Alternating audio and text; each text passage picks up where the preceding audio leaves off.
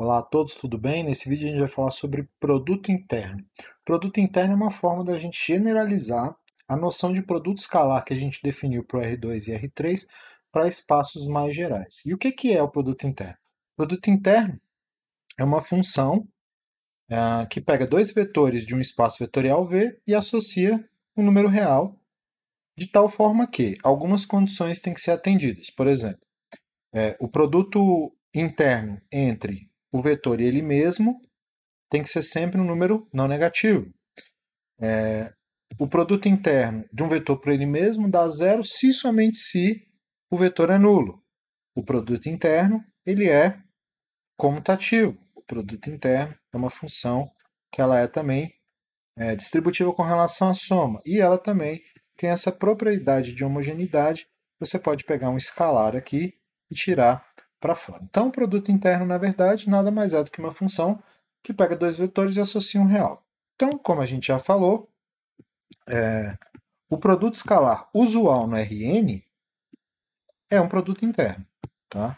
Então, se eu pegar, por exemplo, dois vetores aqui, ó, V, né, de componentes V1, etc., até Vn, e um outro vetor W de componentes W1, etc., até Wn, ambos no Rn, e K, um escalar, a gente consegue verificar que essas 5 propriedades são atendidas quando a gente define, por exemplo, o produto interno usando o produto escalar usual. Tá? Então, isso aqui nada mais é do que o produto escalar entre V e W, o produto escalar usual, né, que a gente define no R2 e no R3. A gente está expandindo ele aqui para o Rn. Ele também é um produto interno porque ele satisfaz essas 5 propriedades aqui. E a gente pode verificar aqui sem muita dificuldade. Por exemplo, a propriedade 1. Se a gente calcular o produto escalar do vetor por ele mesmo, o que a gente vai obter vai ser essa soma de quadrados aqui, ó. Isso aqui é claramente não negativo, tá? E aí a segunda propriedade também, se isso aqui, essa soma de quadrados, ela vai ser zero se e somente se todos esses componentes forem iguais a zero para todo i. Então, também é naturalmente satisfeita. Por exemplo, a comutatividade aqui também, se eu pegar aqui V e W, isso aqui vai ser facilmente atendido, porque ó, isso aqui é a soma dessas multiplicações aqui, entre Vn e Wn, mas cada uma dessas multiplicações é dentro dos reais, a multiplicação dos reais é comutativa, então a gente pode simplesmente escrever isso aqui como sendo W1, V1, mais etc. Para cada uma das entradas, para cada uma das parcelas, Wn, Vn, e aí, claramente, isso aqui é a mesma coisa que o produto interno entre W e V. Beleza? O que mais? Se a gente tiver agora um terceiro vetor no Rn, né? Se a gente tiver aqui um terceiro vetor e fizer essa soma aqui, U mais V, W, se a gente quiser calcular esse produto interno aqui, também vai funcionar a propriedade da distributiva. Por quê? Se eu tiver aqui, ó, 1 mais V1, W1, etc., o N mais Vn, Wn, como a adição é distributiva nos reais, então eu posso simplesmente fazer aqui, né, a distributiva aqui em cada uma das parcelas. E aí, como ela é distributiva em cada uma das parcelas, eu consigo separar em dois blocos. E aí eu vou ter então aqui, ó, preciso de parênteses aqui, né? Então eu vou ter 1, W1 mais etc. Eu vou separar os que tem U, então UN, WN, mais as parcelas que tem V, então V1, W1, etc. mais Vn, Wn, por conta da distributividade, né, da adição aqui nos reais, e aí que eu tenho o W mais produto interno VW. Beleza? E aí, por fim, a última propriedade que falta verificar é se eu tiver aqui um escalar vezes V. Né? Então, se eu tiver a multiplicação para o escalar de KV e calcular o produto interno com W, isso aqui, esse K, ele tem que sair para fora do produto interno. Então a gente tem que verificar se essa propriedade é verdadeira, né, para o produto escalar definido no Rn. E sim, vai ser verdade. Aqui a gente vai ter K V1W1 mais K V2W2 e para todas as parcelas, né, K Vn Wn. A gente pode simplesmente colocar o K em evidência, porque ele aparece em todas as parcelas sem exceção. E aí a gente vai ter V1 W1, etc. até Vn Wn. E aí isso aqui é produto escalar, produto interno, perdão, entre V e W. Então é K vezes o produto interno entre V e W. E aí, garantido. Então, portanto, a nossa conclusão aqui é que o produto escalar definido no Rn, né, da forma usual, produto interno aqui, que é o produto escalar no Rn, V1, W1, etc., ele é um produto interno.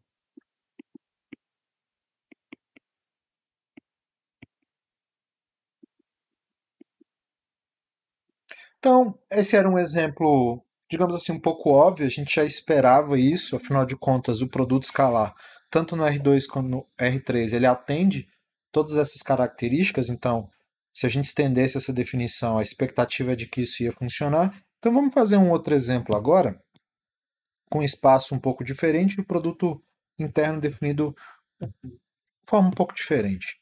Então, eu vou considerar aqui, ó, o espaço P1, que são os polinômios de grau até 1.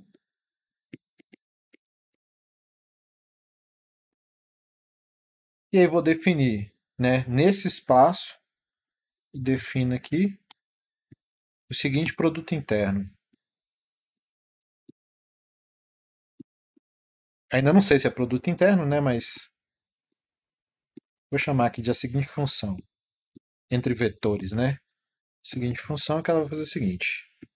A função entre dois vetores desse espaço é, na verdade, a integral de -1 a 1 do produto entre essas funções aí.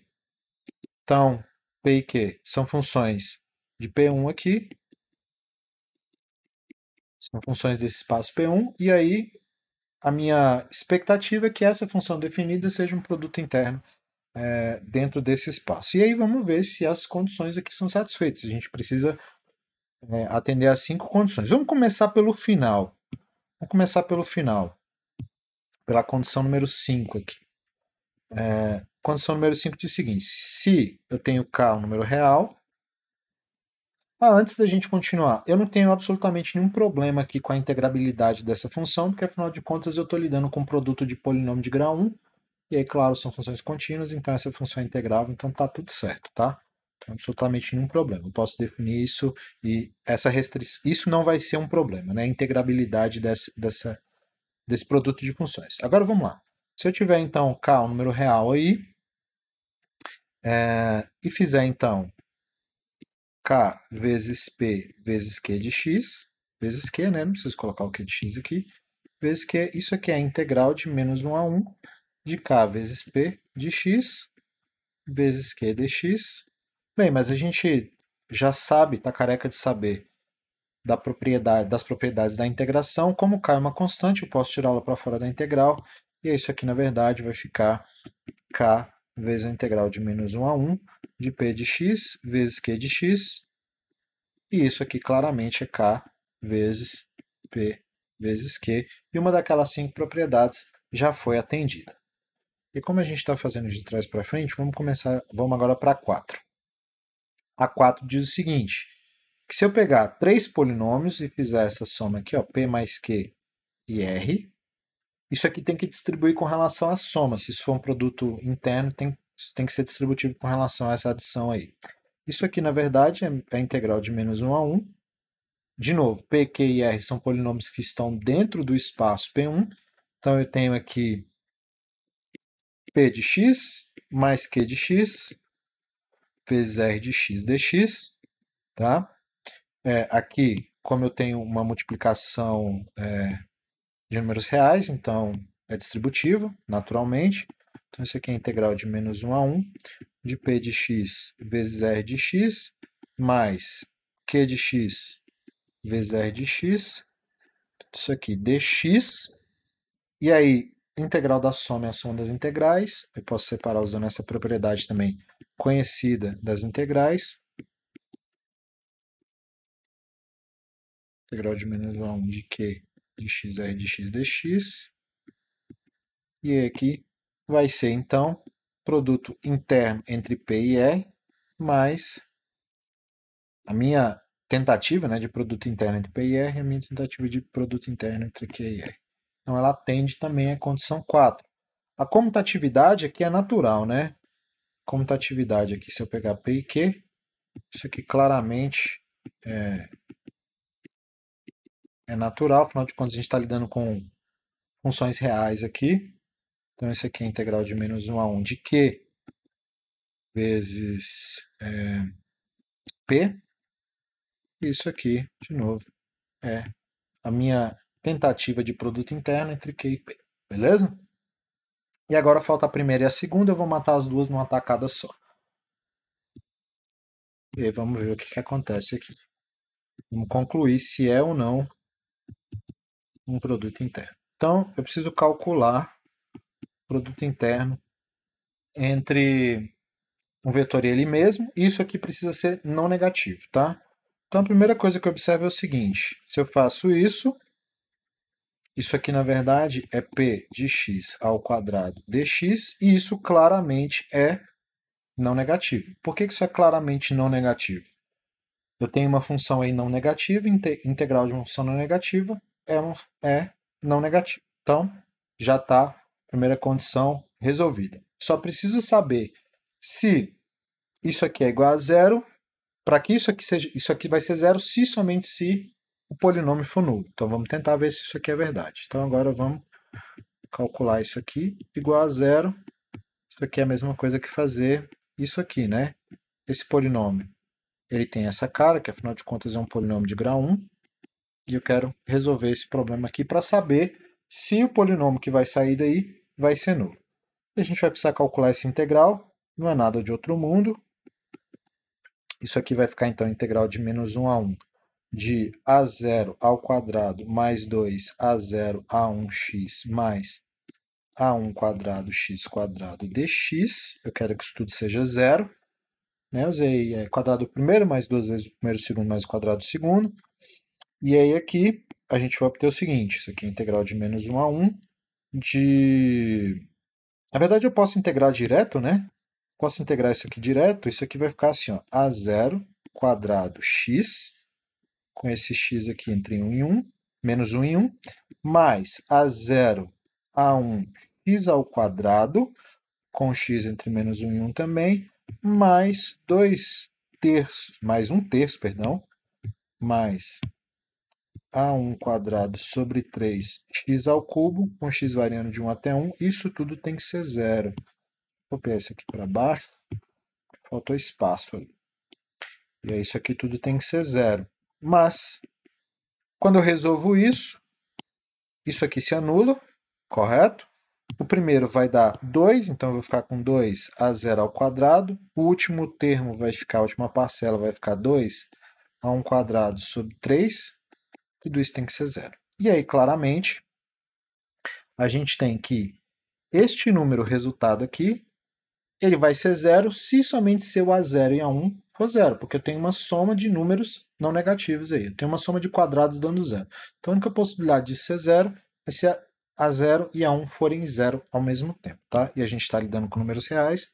Então, portanto, para isso aí ser zero, eu preciso que A0 igual a 1, que é igual a zero, que implica aqui, na verdade, que isso aqui é igual a zero se somente se P for zero. Beleza? Significa, então, portanto, que este camarada que a gente definiu é um produto interno. Este camarada que a gente definiu aqui, essa função que a gente definiu entre os polinômios de grau unitário, é um produto interno. Posso adiantar que essa definição vai funcionar mesmo para polinômios de grau maior. Escolhi trabalhar com polinômio de grau 1 só para ficar mais fácil da gente fazer a conta, tá? Beleza? Então vamos prosseguir aqui. Então, faltou, né? É produto interno. Faltou só concluir isso aqui.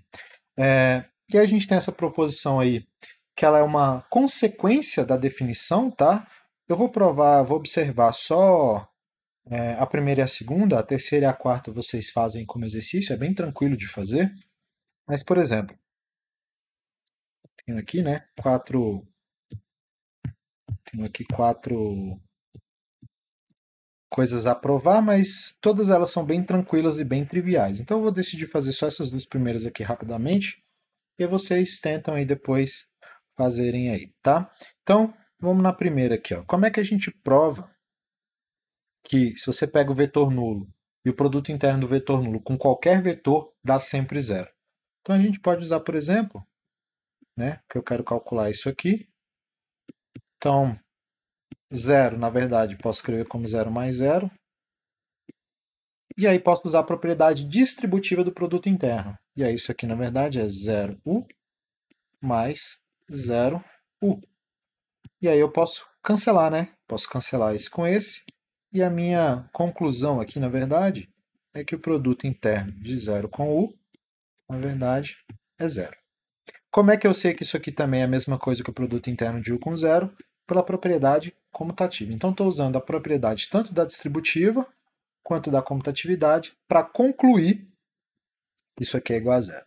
Na segunda, a gente tem que provar, né, que o produto interno de u com a soma de v mais w distribui com relação à soma, mas aqui a gente basta simplesmente usar a comutatividade do produto interno e aí usar a distributividade depois de usar a comutatividade. Aí nesse caso vale, né? A gente primeiro permuta de lugar, usa a distributividade, então a gente conclui aqui, ó, VU mais WU, e aqui agora a gente permuta de volta, e a gente vai ter então o V mais o W.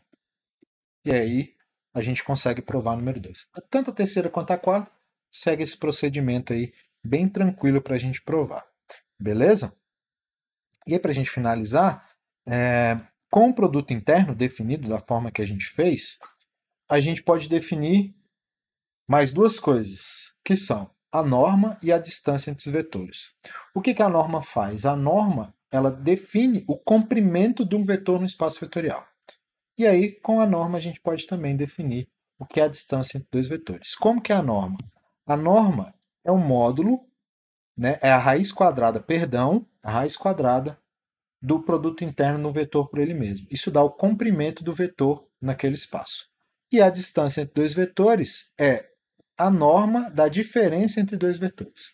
Então, só para a gente exemplificar aqui o que seria a norma e a distância, vamos pegar, por exemplo, aquele produto interno que a gente definiu no espaço de polinômios lá, né? Então, a gente tinha visto que no espaço de polinômios lá, né? Então, em P1, que era esse espaço aqui, A0 mais A1x, com esses caras aqui, A0 e A1 reais, então a gente tinha, nesse espaço, né, nós temos o produto interno definido PQ, que é menos a integral de menos 1 a 1 de P de x, que é de x. Então, se a gente calcular aqui, né, a gente já calculou ali anteriormente, mas só lembrando, se eu pegar um vetor P, que ele é A0 mais A1x, então isso aqui, na verdade, dá 2A0 ao quadrado mais 2 terços de A1 ao quadrado. A gente fez essa continha agora há pouco, né? E aí, produto interno de P por P ia dar isso aí. Consequentemente, a norma desse vetor, ou seja, o tamanho desse vetor nesse espaço, segundo essa métrica, ele é a raiz quadrada de 2A0 ao quadrado mais 2 terços de A1 ao quadrado. 2 terços de A1 ao quadrado. Beleza? E aí, nesse espaço, a distância entre dois vetores, nesse espaço, com essa métrica, né, com essa forma de medir distância, a distância entre dois vetores P e Q aqui, ó, é um módulo é a norma, né? P menos Q, que neste caso eu vou deixar para vocês fazerem a conta, mas é a raiz quadrada de 2 vezes A0 menos B0 ao quadrado, já digo quem é A, quem é B, mais 2 terços de A1 menos B1 ao quadrado, fecha a raiz. Aqui eu estou pensando que P é A0 mais A1x, e aqui eu estou pensando que o Q é B0 mais B1x. Vou deixar vocês provarem como exercício, mas isso aqui seria a distância entre dois vetores dentro desse espaço, segundo essa métrica gerada por esse produto interno. E aqui é interessante, né? A gente poderia definir um produto interno diferente, e a forma de calcular os comprimentos e as distâncias seriam diferentes. Então, existe essa possibilidade também. E é isso. Pessoal, por hoje é só, por essa aula é só. Até a próxima.